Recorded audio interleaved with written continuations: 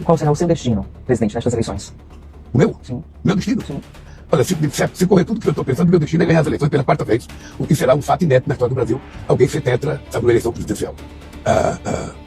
Eu acho que eu trabalho com a ideia fixa de que nós ainda não conseguimos arrumar a totalidade dos problemas do povo pobre desse país.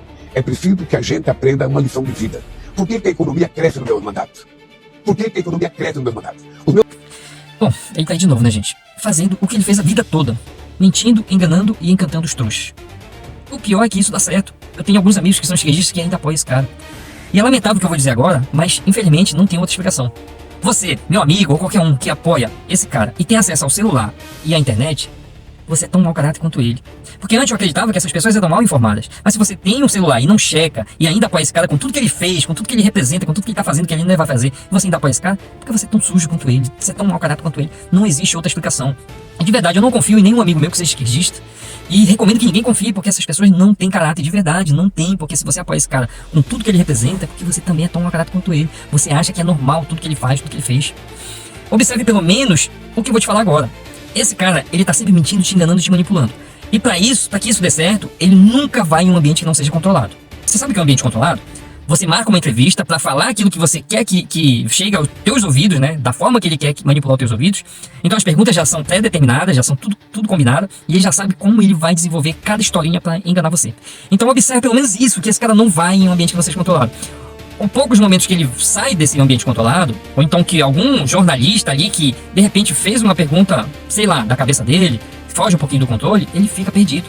Veja, só pra você ver, veja um texto desse, antes da eleição, que ele foi com o Ilya Vac, né, da CNN. Apesar de ele ser muito de esquerda, né, ele não se deixa, ele ainda cumpre o papel do jornalista, né, podemos colocar dessa forma. Veja esse trecho aí, só pra você entender. Nesse período, logo depois que o senhor teve 2 mandatos, depois veio Dilma, nós tivemos, como o senhor descreve, uma política voltada para criar superávites primários, ou seja, a capacidade de criar o superávit sem considerar o pagamento de dívida. Isso foi se deteriorando já no seu segundo mandato.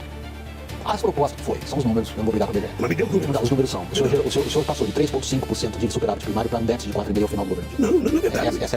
Ok, a gente checa. O que eu quero descrever, a partir daí lhe perguntar é o seguinte. A ideia de que o Estado seria um grande indutor do crescimento através de volumosos investimentos e papel dos bancos públicos, essa ideia acabou no maior desastre econômico brasileiro do século. Nenhum país que não esteve em guerra perdeu tanta renda como o Brasil perdeu ali entre 2014, 15 e 2016.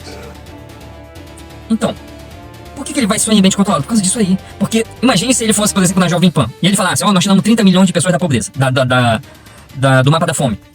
Um jornalista que não seja combinado com ele, que não seja sujo, mau caráter, parasita, ia falar, ok, Lula, você tirou 30 milhões da pobreza, do mapa da fome. Como que você fez isso se você aumentou a carga tributária e com isso as coisas ficaram mais caras? Porque você criou mais impostos e as coisas tiveram que ficar mais caras. O Banco Central aumentou a taxa de juros, então a dívida do cartão de crédito das pessoas aumentou e elas ficaram mais endividadas. Você houve corte no Bolsa Família. Você não distribuiu cesta básica. Caiu maná do céu. Você fez um milagre. Como que o Lula ia ficar numa situação dessa?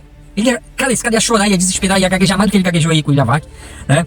Por isso que ele não vai em ambiente, ele precisa manter você sob um cabresto, sob um controle mental, por isso que ele só vai nesses ambientes. Porque como é mentira, eu posso falar tudo bonitão. Nós vamos abrasileirar o preço dos combustíveis. O cara que mente na política deveria cair a língua dele. A gente não quer bofe, a gente quer filé, a gente quer picanha. Porque como é mentira, eu posso falar tudo bonitão. Eu já tô comendo picanha.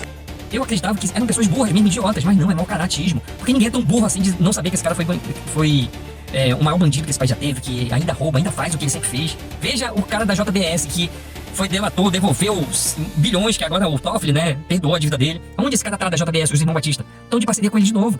Veja o esquema da energia aí, que você vai pagar energia mais cara por causa do esquema que ele fez com os irmãos Batista de novo, enganando. Acho que a tua energia vai aumentar 10% a partir do ano que vem. E você ignora tudo isso de novo, esse cara te fazendo de trouxa de novo. É isso, gente.